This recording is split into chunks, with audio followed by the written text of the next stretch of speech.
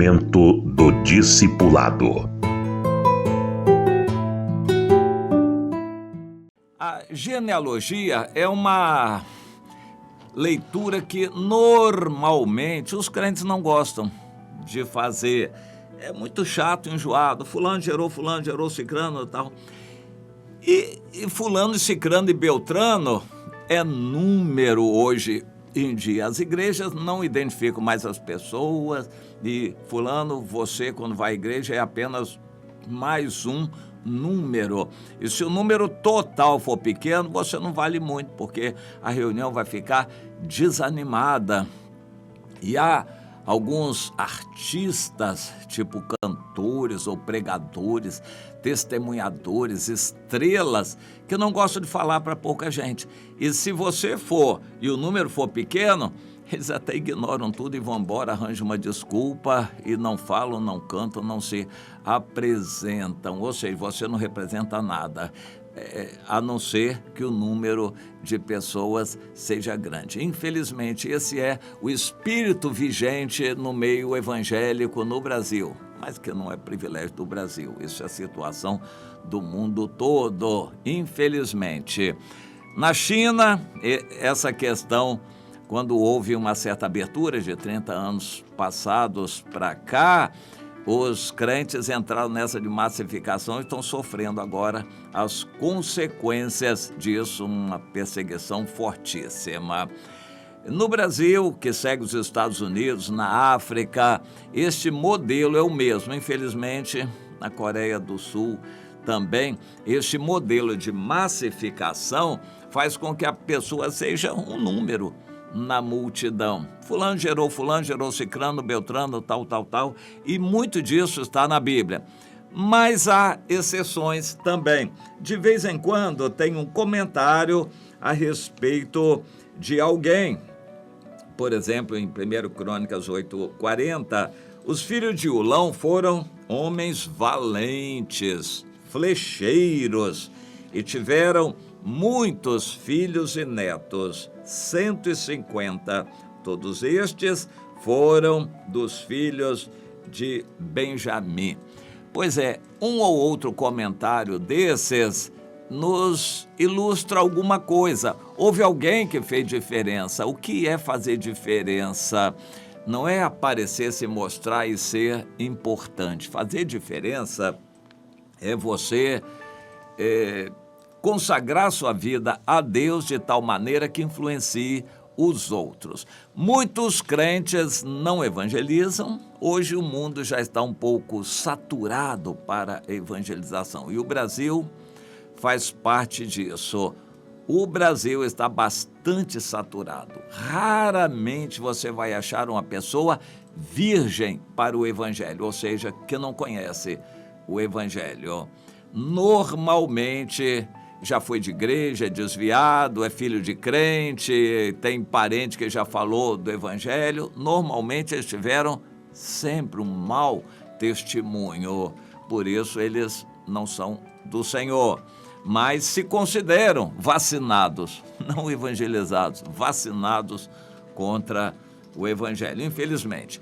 O ambiente está bastante saturado no Brasil, pelo que também nós sabemos que já é o último tempo, já estamos bem próximos da vinda de Cristo para o arrebatamento, e eu acredito que não são muitos os que estão virgens para o Evangelho. Quem já conheceu o Evangelho, se for condenado, ele vai consciente, mas a gente pode obter fruto com esse tipo de gente também. Eles tiveram um escândalo, uma má impressão, foram maltratados, não foram discipulados, foram apenas evangelizados superficialmente, não foram discipulados. Então, se são de boa índole, querem o Senhor, ainda tem jeito de nós irmos lá e recuperarmos. O discipulado é um relacionamento pessoal. A gente discipula quem nos ouve, nos aceita e quer. A gente não pode discipular filho dos outros. A gente não pode discipular quem não quer. A gente vai discipular somente quem quer. E para isso a gente tem que ir até as pessoas. Não só aos virgens para o evangelho, nós temos que ir a todos, aos desviados, aos desigrejados, aos crentes de igrejas atrapalhadas, escandalizados das igrejas, os machucados das igrejas. Nós temos que ir a todos. Vamos conhecer a situação da pessoa. Se Deus tocar o coração da pessoa, que nos reconheça, então nós devemos cuidar dessa pessoa, dar o que temos até ela tomar uma posição, uma decisão, ou se ela entender de continuar ligada a nós, nós temos que cuidar dessa pessoa. Isto é discipulado. Não se discipula só quem começou do zero e é virgem para o evangelho. A gente discipula quem nos aceita. Isso é um trabalho de amor. Isto é obediência ao Senhor. Todo cristão que quer dar fruto, que quer agradar a Deus, tem que cuidar de outros. Alguns são muito zelosos para com seus filhos na fé, seus discípulos, e acabam formando um grupo coeso, valente, habilidoso para alguma atividade espiritual e conseguem o que esse cidadão, o Ulão, conseguiu. 150 netos, homens valentes, forjados no exemplo dele. Ele foi valente e transmitiu essa valentia para os demais. Há um homem que não é muito mencionado na Bíblia por isso, mas ele foi um grande discipulador. O Caleb foi o principal discipulador da valentia da tribo de Judá. A tribo de Judá, junto com a de Benjamim, são consideradas das tribos mais valentes. E Judá foi a proeminente, acabou sendo escolhida pelo Senhor e era a tribo do rei Davi. Mas o principal elemento forjador dessa valentia, pelo que a tribo cresceu, a tribo de Judá, foi o Caleb. O Caleb deu exemplo, a família dele seguiu o exemplo, foram todos treinados para serem valentes em guerra e por causa disto a tribo de Judá foi forte e poderosa. O Caleb foi o motor dessa valentia pelo exemplo. Hoje, Deus está requerendo de mim, e Ele, na verdade, está requerendo da igreja, que zelemos pela qualidade da vida espiritual que nossos irmãos vivem. Para começar, não podemos aceitar pecado. O pecado vivo, conhecido, tapado, encoberto, jogado para debaixo do tapete, isto ofende a Deus grandemente. Não podemos aceitar desde que saibamos. Se o pecado é oculto, a gente ora. Se Deus revelar, ele já não é mais oculto. Mas enquanto estiver oculto, não é responsabilidade nossa. Mas indiretamente sim, porque um pecado oculto, como o pecado de Acã, você se lembra disso lá no início do livro de Josué? O pecado de Acã fez com que todo o povo fosse derrotado. Nós não sabemos, não conhecemos os pecados ocultos, mas eles fazem a situação espiritual piorar. Nós sentimos efeitos. Quando a igreja está fria, acomodada, o povo desanimado, as pessoas não vêm à igreja, é pecado que está escondido. Ainda que a gente não saiba, mas nós precisamos orar para que Deus venha fazer aparecer. 1 Coríntios 14 fala nisso. O pecado tem que ser tratado. Cada pessoa precisa ter um líder para que ela possa ser orientada, discipulada e crescer espiritualmente. No mínimo, nós precisamos que os irmãos estejam aptos a usar a Bíblia, que leiam, tenham lido a Bíblia toda, que leiam a Bíblia, que saibam manejar a palavra da verdade, que sejam pessoas que conheçam a oração e busquem o poder de Deus e o enchimento do Espírito Santo. Pessoas que evangelizem, deem testemunho, pessoas que pratiquem adoração, que não faltam culto e que tenham prazer no culto e que hajam espiritualmente no culto. Isso tudo nós temos que ensinar. O discipulado visa ensinar tudo isto. E o discipulado faz com que a pessoa que aprende possa ensinar para outros também. Este Ulão que eu mencionei aqui viu muitos netos fortes e valentes, preparados para a vida. Deus quer que estejamos engajados em discipular alguém, cuidar de vidas, valorizando pessoas, orando por cada uma delas, verificando o estado espiritual de cada uma delas, acompanhando. Deus quer que façamos isto para que pessoas venham a ser preparadas para serem crentes mais fortes e façam discípulos também. E nós vamos medir, avaliar a situação da igreja pelo discipulado. O fulano é filho de quem?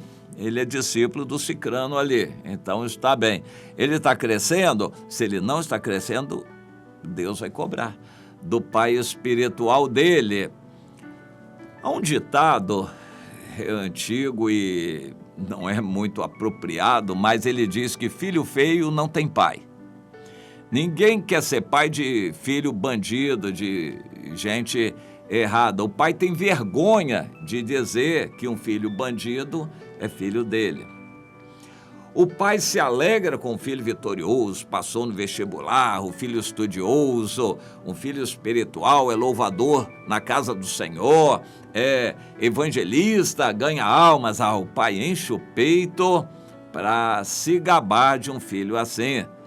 Mas o filho bandido, o filho desviado, drogado, viciado, vida toda errada, o pai tem vergonha de dizer que é pai dele. Pois é. O discipulado tem isto, quando alguém tem um procedimento que não é muito bom, que traz problema na igreja, quem é o pai dele? Quem é que o trouxe para a igreja? Quem é responsável? Bom, o que a gente vai ver é que ninguém vai querer ser responsável por uma pessoa assim, um crente ruim, um crente que atrapalha a igreja, não dá fruto, arranja briga, confusão, falação, atrapalha o ambiente espiritual da igreja. Quem é o responsável por essa pessoa? O Conselho Tutelar é uma instituição que, basicamente, eles visam procurar o responsável. Um de menor está fazendo muita arte, cometendo crimes, eles vão procurar o responsável. Vão procurar até achar um responsável para culpar aquele responsável por segurar aquele de menor. Claro que a pessoa não vai conseguir. Um de menor desses que com 12 anos já está roubando, assaltando e entrando no mundo do crime, não vai ouvir o pai. Mas o Conselho Tutelar não quer nem saber. Ele tem um pai, tem uma mãe, tem um responsável, vamos botar a culpa no responsável. Na igreja, quando um crente está mal, a gente tem que procurar quem é o líder dele para tomar alguma providência. Uma criança está fazendo arte na igreja, correndo, gritando, atrapalhando o culto. Esse é um problema sério. Quem é a mãe dela? Quem é responsável por essa criança? Ela deve tirar e ir lá para um canto, assistir o culto mais à distância, lá de trás, atrás do vidro, local de crianças, há igrejas que tem, e a pessoa vai tirar a criança para não atrapalhar o culto. Ela vai cuidar do seu filho, procurar ensinar a ficar quieto. Na reunião, minha esposa, nós tínhamos 5 filhos pequenininhos, era escadinha, um atrás do outro, e ela sentava com os 5 ao lado dela, um no colo, em geral o menor, os outros 4, 2 de cada lado, e todo mundo ficava quietinho, porque ela ensinou. Eles aprenderam, meus 5 filhos, que o culto não era para atrapalhar. Todos eles ficavam muito direitinho e quietinhos no culto. A esposa ensinou. A gente precisa ensinar. Os pais ensinam os filhos. Cada crente ensina o seu discípulo. E a genealogia mostra isto, a quem a pessoa está ligada. Quem é o responsável por essa pessoa? Uma pessoa que não dá frutos na igreja, quem é o responsável por ele? O sistema de massificação diz o seguinte, ninguém é responsável por ninguém, cada um é responsável por si, Deus por todos e tudo bem, recebe aí pregação da igreja e cada um faz o que conseguir fazer. Uma igreja dessas é um transtorno. Ninguém cresce espiritualmente ali, ninguém é responsável por ninguém. E aquilo fermenta, uma igreja massificada fermenta carnalidade ali no meio. Tem que haver alguém que é responsável por alguém. E a genealogia era isso, o fulano, filho do Beltrano, do Cicrano, e quando fez alguma diferença, existe algum comentário elogioso sobre aquele cidadão ou aquela pessoa. Assim, a Bíblia nos diz que pessoas, algumas receberam uma boa educação, uma boa orientação, se formaram como bons cidadãos, alguns fortes e valentes, habilidosos, aptos, capazes para o trabalho, alguns na área levítica, estudando a Bíblia, sendo levitas e sacerdotes, porteiros, cantores, outros em outras áreas administrativas, mas tiveram uma orientação. A igreja é uma escola nesse sentido, precisa zelar para que todos estejam aprendendo alguma coisa e tem que haver uma avaliação de vez em quando.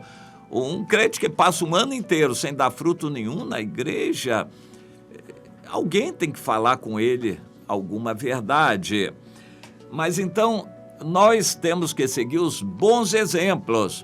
Há pessoas que dão fruto, se ligue com pessoas que dão fruto, pessoas com quem você tem o que aprender, mas ensine para outros, não fique parado, não fique acomodado, queira dar fruto. E é em dando fruto que você vai ser reconhecido como discípulo de Jesus. Em João, no capítulo 15, Jesus disse isto: não foram vocês que me escolheram, eu escolhi vocês e designei vocês para irem e darem fruto. Onde é o lugar de dar fruto? É principalmente fora da igreja, no seu lar, no seu trabalho, na sua escola, na sua vizinhança. Você vai contactar pessoas, dá o relatório para o seu líder aqui dentro. Quando você vem para adorar a Deus, você leva também um incenso, a oração em favor dessas pessoas que você está contactando. Mas se você não contacta ninguém, você se limita a assistir reunião quando bem entende, quando quer e sem proveito em geral, isso não é agradar a Deus, isso é ser um crente religioso e o meu entendimento a respeito desse tipo de crente é o pior possível. Mas Deus está dando oportunidade, porque você tem vida, está ouvindo essa palavra, tem tido oportunidades, que Deus ajude você nessa caminhada, meu irmão, minha irmã.